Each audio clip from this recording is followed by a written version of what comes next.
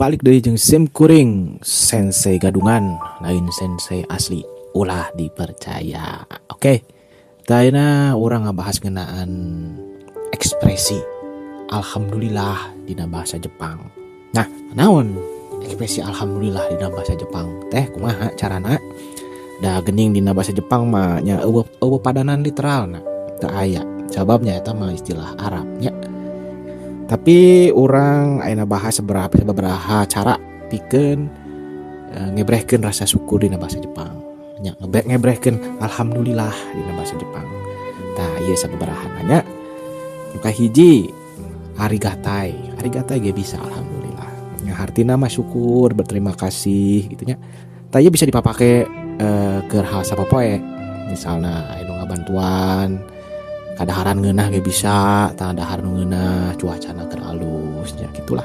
Misalnya contoh, kieu wa ame ga furan aku teh arigatai.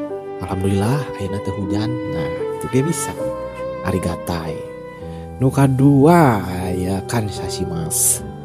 Ibarat ada formal saeutik kansashimasu-nya. Artinya sarua saya bersyukur, berterima kasih. Yang mun hayang lebih sopan bisa pakai kansashimasu. Nah, contoh minasang no tasuke ni kansashimasu. Alhamdulillah pikeun bantuan sadayana cenah artina teh kitu. Tah eta nu kadua kansashimasu. Nu katilu bisa oge saiwai desu. Artina rada untung beruntung ya syukur gitu. Ya tah bisa dipakai dina situasi resmi santai ge bisa. Contohna ya buji ni ote saiwai desu. Artina nya alhamdulillah acara geus rengse aman gitu nya. Tah terus aya oge ieu mah nu populer lah ieu mah yokata. Tah ieu yokata teh sarua ieu mah keur bahasa-bahasa sehari-hari.